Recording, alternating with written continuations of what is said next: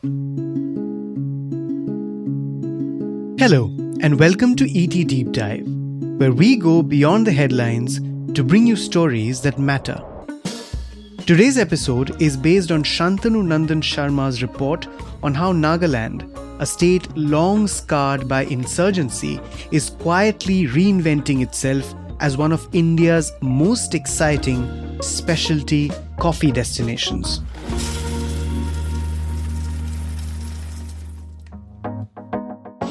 Listen on, it's Sunday, the 14th of June. I'm Anirban Chowdhury. This is the Morning Brief.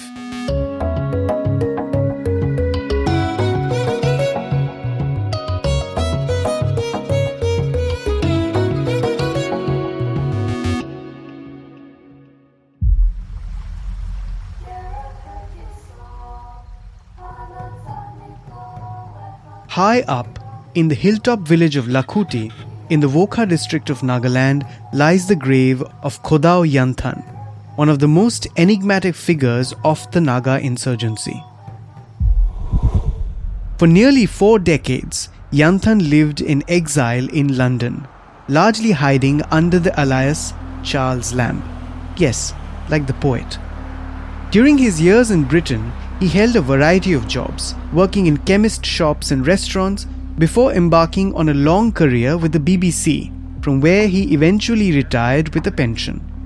When Yanthan passed away in 2010, he was Vice President of the National Social Council of Nagalim, or NSCNIM, the powerful underground outfit that has been engaged in peace negotiations with the Government of India since 1997.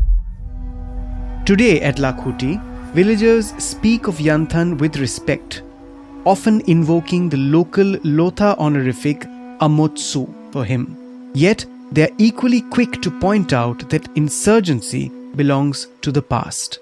Most households are now part of another revolution, coffee cultivation. Zubain Yanthan, a 68-year-old retired state government official, now devotes his time to coffee and rubber cultivation. We send our coffee cherries, all arabica, to a processing facility in nearby Sanis. Sanis is a subdivisional headquarter in Wokha, about 20 kilometers downhill from Lakhuti. It has a sprawling coffee estate equipped with a state-of-the-art curing facility. The farm is called Lithandro, a word in the Lotha dialect that roughly translates into entering a new world. It has emerged as one of the symbols of Nagaland's growing coffee economy. The enterprise also runs a sleek retail outlet, Juro Coffee House, in Dimapur, Nagaland's commercial hub about 120 kilometers south of Sanis. Together, the farm and the cafe embody an ambitious farm-to-cup model that is steadily gaining ground in the state. Here's Siron Yanthan, who owns a Lithandro farm and Juro Coffee House with his younger brother, Kilum. I believe olden years, private sector was a little stale. I believe we needed more active, more risk-taking entrepreneurs, and I believe I could be one of them. And then I thought that, the passion for coffee that I had could be one of the reasons to, actually help our people to have a better livelihood, a sustainable livelihood by doing sustainable farming practices. And then I also wanted to change I changed the mindset of our own youngsters, that not to only depend on the government jobs. And I think the private sector has a huge potential, especially in the agro-based industry. So that is one of the objectives that I had to kick off this thing, yeah. Yanthan and his brother are now planning to open a new Juro outlet in Bengaluru. Nagaland is now home to more than 9,500 small coffee growers, cultivating across nearly 11,800 hectares in all 16 districts of the state. Together, they produce around 120 tons of coffee annually, underscoring the state's growing prominence on India's coffee map. The aroma of coffee in the mist-covered hills of Nagaland is steadily replacing memories of a turbulent past. And if the trend holds, the state may well be on its way to becoming India's next Araku Valley. Nagaland's hillsides provide ideal conditions for arabica, the premium variety that fetches a higher price than robusta and is favored by specialty coffee markets. The lower reaches of the state, in contrast, lend themselves to robusta cultivation. Much like Araku Valley in Andhra Pradesh, an emerging coffee destination shaped by small holdings of local tribal communities, Nagaland's coffee story is rooted in the efforts of local Naga farmers, each with modest holdings of half a hectare to 1 hectare on steep hill slopes. In both regions, coffee is cultivated in natural, forested conditions, with arabica being the dominant variety. Yet, important differences remain. The number of farmers engaged in the cultivation of GI-tagged Araku coffee in Andhra Pradesh is nearly 10 times more than those in Nagaland. That underscores the distance the northeastern state has to cover before matching Andhra's success in scale and outreach. Here's Siron. See, Araku is doing tremendous job. They have their own perks, they have their own achievements. Nagaland, on the other side, it's a whole different region. It's a whole different scenario here. You know, we're talking about the eastern region of India. So I believe that now India is known for its coffee from down south. I believe in the future, India would also be known for the coffee from somewhere from the east. We are actually considered as the new origins of India. And that is one of India's huge plus point right now, and the world needs to see the coffees that are coming in from here. You know, we're a non-traditional, non-coffee growing area, and then I think the coffees from here are amazing. The terrains are different, the climates are different, you know, the kind of farming practices are different. So I think every other region has its own perks, has its own profiles in coffee. So I believe the northeast, the Naga coffee is definitely going to be on the map. Drawing on GIS data, Albert Naguli, director of Nagaland's Department of Land Resources, says that more than 1 million hectares, that's over 60% of the state's geographical area, is suitable for coffee cultivation. This reflects the state's long-term ambition of expanding coffee cultivation to 50,000 hectares by 2047, with a strong emphasis on premium, traceable, single-origin specialty coffee. Naguli recalls how members of the Coffee Board of India, convened in Kohima last September, had a broad consensus that Nagaland should prioritize quality-driven specialty coffee rather than chase larger volumes. We already have 9 prominent coffee brands in Nagaland, all owned by private individuals. Let those brands and logos remain, says Naguli. But to strengthen the overall branding, much like Araku, we are planning to introduce a common label called Coffees of Nagaland to be featured on every packet. The ambitious mission of Coffees of Nagaland is projected to require an investment of around 175 crore rupees, with funding expected from a combination of central and state government agencies. The push has already received a significant boost. The Ministry of Development of Northeastern Region and the Shillong-based Northeastern Council have together committed 44 crore rupees towards a pilot project aimed at strengthening the state's coffee value chain. Government support has extended to farms as well. 2 years ago, the Coffee Board introduced a scheme under which coffee growers in Nagaland became eligible for a one-time grant of 1,12,000 rupees per hectare for plantation development and farm management. The incentive has encouraged a growing number of farmers to convert portions of their land into coffee gardens, accelerating the crop's spread across the state.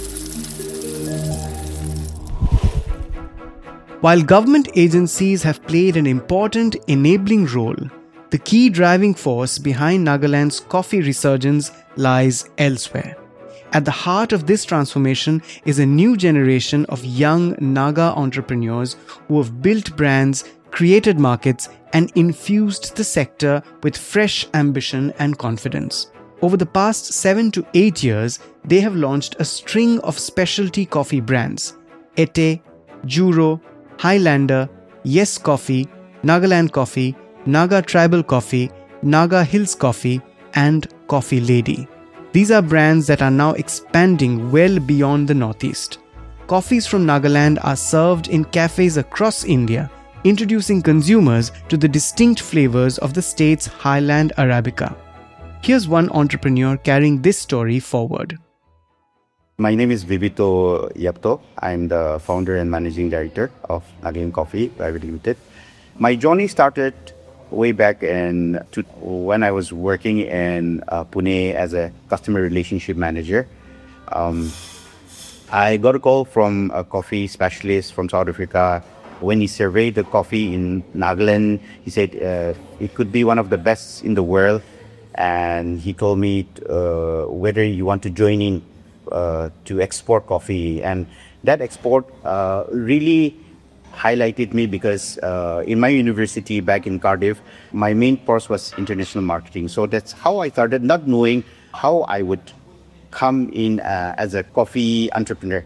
He mentored me initially, and the more I got to understand coffee, I got so much interested that I wanted to go deeper, and that's how I took an SCA certification in barista training from Kathmandu, Nepal for a month, and that really broadened me to open, my brand. And right now I have 2 cafes. We're supplying it to over 47 cafes all over India. I also, conduct barista classes. I have trained over 150 students. I give internships, and I have trained over 100 interns, and they are working in different parts of Nagaland as well as outside Nagaland. And 2 of my interns, one is working in Sydney and one is working in Qatar. Here's another story. In Kohima, 35-year-old Tejano Ketz operates a coffee roasting facility perched atop a hill. Tejano is the founder of Yes Agro Park in Garifema, her ancestral village about 50 kilometers north of the state capital. Ketz has built an integrated coffee enterprise. It includes a processing unit, 2 retail outlets, and a range of roasted coffee products marketed under the brand Yes Coffee. What actually happened is 2018, we started our farm. And we started our farm with coffee and avocados and also papaya. And during those days, we all know that lockdown was also there. That was the time when we could invest most of our time in the farm and all those. So our background, when we look at it, Naga people, we are all from like a farms kind of thing happened to us. And that's actually our culture. So that was the thing. My dad is the one, he really loves farming. So he was the one who introduced us into farming. And, you have to do with your works, you have to work on, and then help the other farmers and also, sustain. And we started all this coffee. After 2.5 years, we started yielding.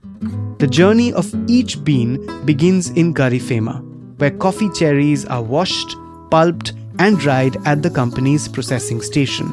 The dried parchment coffee is then transported to Kohima for roasting before making its way to consumers.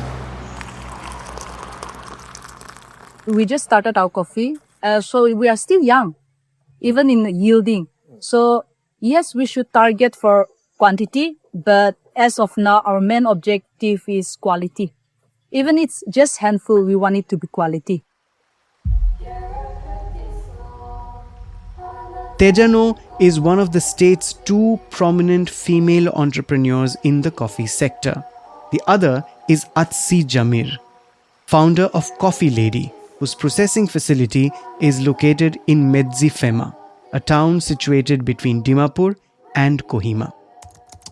According to Coffee Board data, India produces around 3.6 lakh tons of coffee annually. Nearly 70% of that is exported to more than 100 countries. Italy, Germany, Belgium, Russia, and the UAE are among the leading importers. Coffee cultivation in India has traditionally concentrated in the southern states, with Karnataka's Kodagu and Chikmagalur areas continuing to account for a lion's share of production and export. By comparison, Nagaland has a minuscule contribution to the country's total coffee output. Yet, the state's coffee story has never been about volume. Its strength lies in quality and distinctiveness, something that a new generation of educated, tech-savvy Naga entrepreneurs is aggressively marketing and skillfully branding. Coffee output in the state grew nearly six-fold between FY22 and 26, underscoring the momentum building in this emerging specialty sector. In fact, Tejanu Ketz was among 5 Naga coffee entrepreneurs who travelled to Turkey to participate in the internationally renowned coffee festival, showcasing Nagaland's specialty coffee to a global audience increasingly drawn to traceable, naturally grown beans. So, from insurgency to specialty coffee, Nagaland is crafting a new identity, one cup at a time. While the state's violent past shaped its history, coffee could well define its future. That's it for today. That was our latest ET Deep Dive, reported by Shantanu Nandan Sharma, narrated for audio by me, Anirban Chowdhury. The episode was produced by Amrit Reggie. Keep listening to our podcasts, Morning Brief and Corner Office Conversation on your favorite listening platforms. Stay tuned.